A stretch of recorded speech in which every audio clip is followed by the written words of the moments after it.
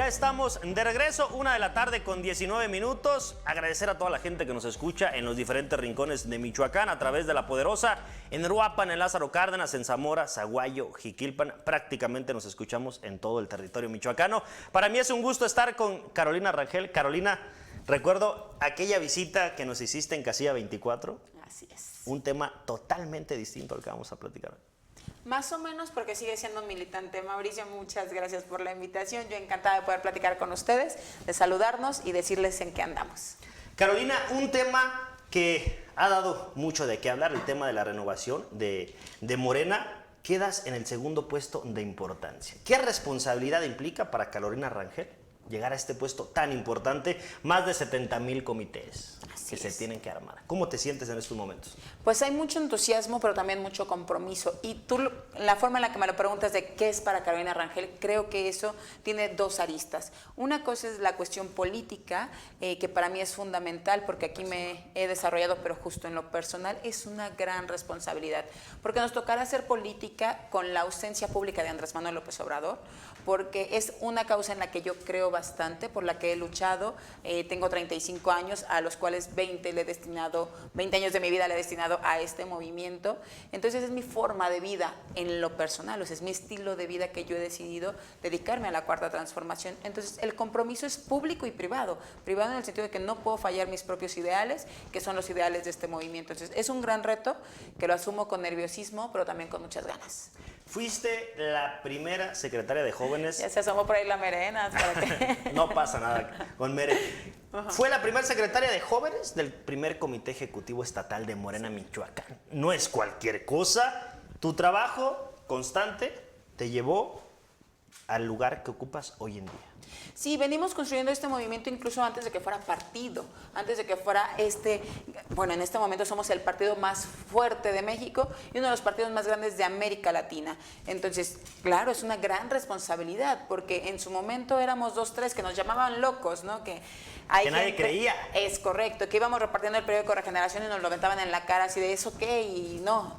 Y ahora ya todo el mundo quiere estar en Morena. Y claro, bienvenidas y bienvenidos todos. Pero es justamente desde los principios obradoristas.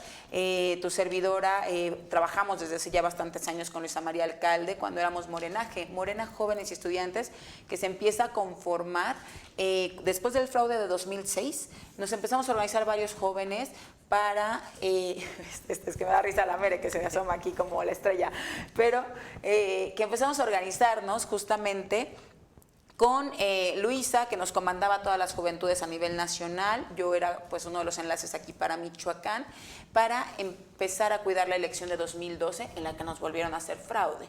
Entonces venimos con este camino recorrido, con esta historia de convicción más allá de los cargos. Hay una estrecha relación también con Andrés Manuel López Beltrán. Y hemos coincidido también Andrés López Beltrán ha hecho también su propia carrera. Yo también lo he señalado, digo, es bastante legítimo que él quiera participar, porque pasa en todas las casas, y en casa se dedican a ser dentistas, arquitectos, albañiles, comerciantes. Los hijos aprenden también ello. Claro. Entonces es muy normal que tanto Luisa como Andrés López Beltrán también quieran participar. El primer acercamiento, o el acercamiento más sólido que tuvimos con Andrés López Beltrán, fue una época muy difícil para nuestro movimiento, que fue cuando Andrés Manuel López Obrador, como dirigente del movimiento, sufre un infarto, y estábamos en plena lucha para evitar la reforma energética. Estábamos en una toma en el Senado, una toma pacífica, que quisiera también señalarlo. Nosotros como oposición nunca rompimos un cristal, una pared, una puerta, ni nos robamos ninguna campana del Senado, como lo hizo hace poco la violenta oposición que existe ahora en nuestro país. Y entonces quien nos tocó asumir esa lucha de la reforma, para evitar la reforma energética, fue a Andy, bueno, como lo conocemos, claro. Andy López Beltrán. Y así asumir tareas organizativas en varias partes del país, principalmente en Ciudad de México. Entonces para mí es un alto honor coincidir con ambos ahora en esta nueva dirigencia. ¿Y cuáles son los principales retos a vencer de esta nueva dirigencia de Morena? Principalmente no quedarnos en un tema electorero. A ver, no somos un partido de cada 3 o 6 años, somos un movimiento. En 2012 votamos en nuestras asambleas, donde digo que éramos 2 o 3, si queríamos ser partido o que movimiento. Era más fácil tomar una decisión, ¿no? Entre 5 o 6, imagínate. Definitivamente, pero fueron decisiones que marcaron a nuestro movimiento, así pasen 100 años, que es si queríamos ser partido o movimiento, y decidimos ser las dos cosas. Entonces, el principal reto es que la militancia esté activa más allá de un proceso electoral, que la cuestión organizativa se mantenga, justamente estos más de 70,000 comités, la credencialización. Se dice fácil, pero 70,000 comités. Es organización popular y es la revolución de las conciencias. Definitivamente. Yo lo decía, si bien la oposición está disminuida, si la oposición está dolida, pero también esta pequeña oposición es muy violenta y vemos las historias de otros lados de América Latina, del mundo, donde esas pequeñas oposiciones justamente buscan acabar con un proyecto que beneficia a la mayoría de la población.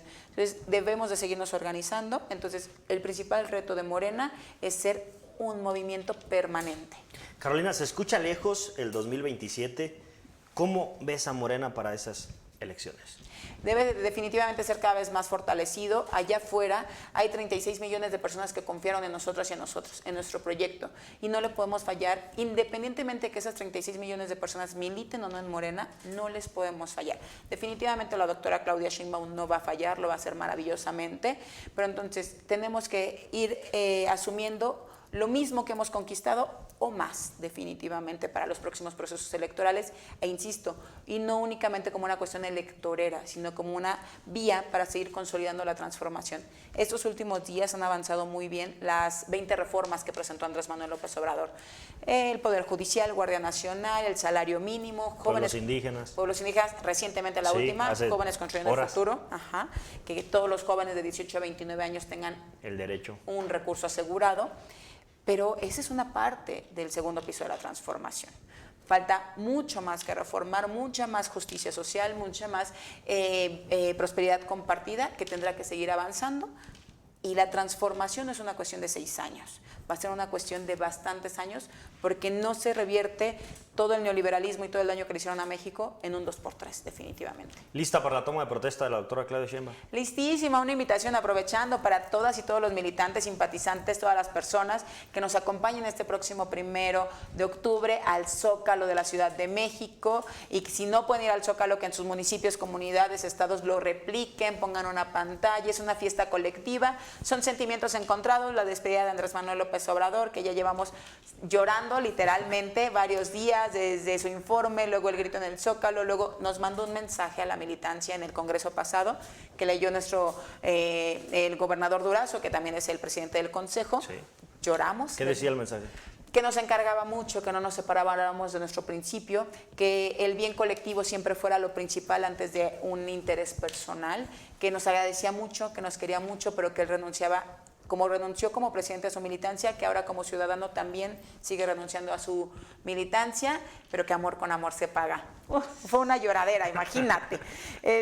Y entonces, pues ahí justo es esta fiesta colectiva que tendremos el día 1, festejar que tendremos a la primera presidenta mujer en México, después de 200 años de México como país libre, pero nunca teniendo una mujer, de apenas 70 años del voto de las mujeres en México. Hay mucho que celebrar, definitivamente. Es tiempo de mujeres, presidenta mujer, tenemos un partido con Luisa María Alcalde, contigo en el segundo puesto de importancia, pero ¿cómo llegas a este lugar, estudiante de la Universidad Michoacana? ¿Cómo te nace este amor por la política? Definitivamente por Andrés Manuel López Obrador.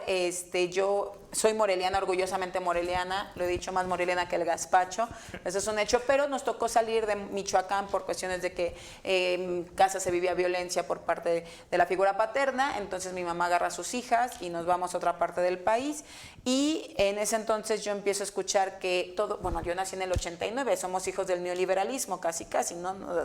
De Salinas, de Cedillo, de toda esta época, Calderón, Fox y todo esto. Entonces uno dice, todos son iguales, porque siempre en mis años de pequeña lo vi que todo era igual, y de repente empiezo a escuchar que quieren desaforar a un político por abrir un camino a un hospital. Yo tenía 15, 16 años, dije, igual y no todos son iguales. En mi casa son de izquierda, mi mamá pues me hizo que yo creciera escuchando Mercedes Sosa y Serrat y toda esa música de izquierda y revolucionaria. Entonces dices, bueno, tal vez no todos son iguales. Y empezamos a ver en un Andrés Manuel López Obrador que lo querían desaforar, que era un político distinto. Ahí me enganché a los 15, 16 años y aquí estamos, 20 años después, sin poder dejar de seguir los pasos de él, y ahora el legado de Andrés Manuel López Obrador. Carolina Rangel, los michoacanos y ahora los mexicanos militantes de Morena tienen una aliada contigo en ese puesto tan importante en Morena.